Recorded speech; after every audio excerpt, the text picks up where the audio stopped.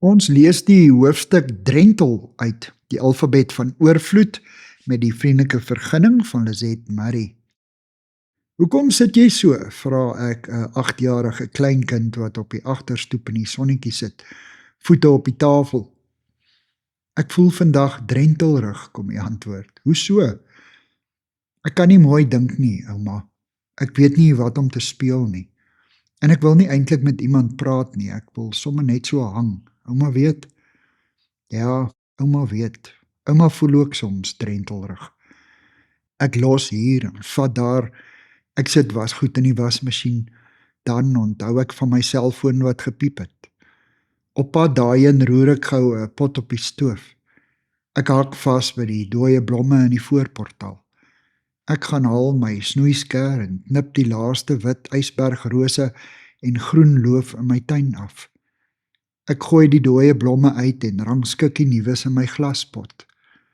Ek onthou van die wasgoed. Ek kom nie aan die gang nie, ek is sonder plan.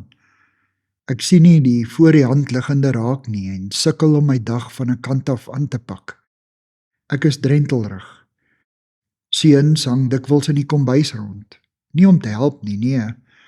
Wanneer hy by die yskas verbystap, maak hy die deur oop en tuur stip na die inhoud. Na 'n rukkie maak hy die deur toe. 'n Kwartier later hoor ek dieselfde man weer by die yskas. Wat soek jy? Vra ek. Ek's honger.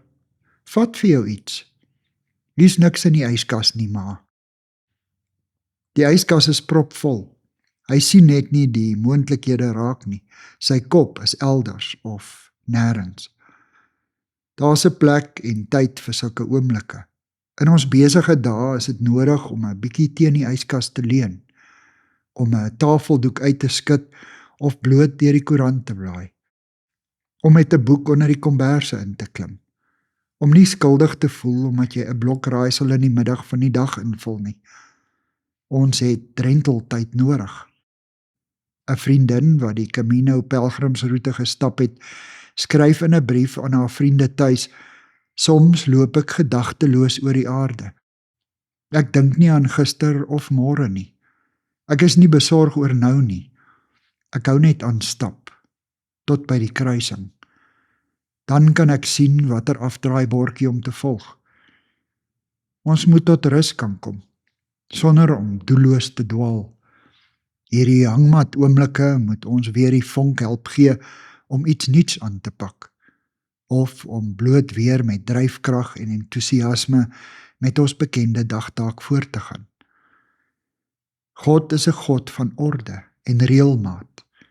Deur broodnodige rustye en ontspanning en nadinkTye deur, wil hy dat ons lewe sinvol sal inrig en aanhou stap op die roete wat hy vir ons in gedagte het.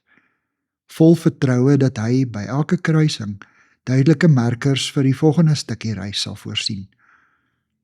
So tussendeur gee hy oral langs die pad ook aan ons 'n sonstoep. Hy gee ons vroegoggende langs die strand en sonsondergange en tyd om te lag en fees te vier en gedagteloos oor die aarde te stap. Die Bybelse prediker beamoen dit.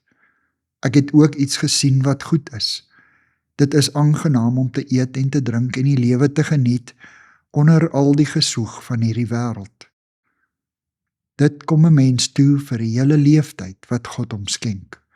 Aldus Prediker 5 vers 17. God begryp die lekkerte van droom en drentel.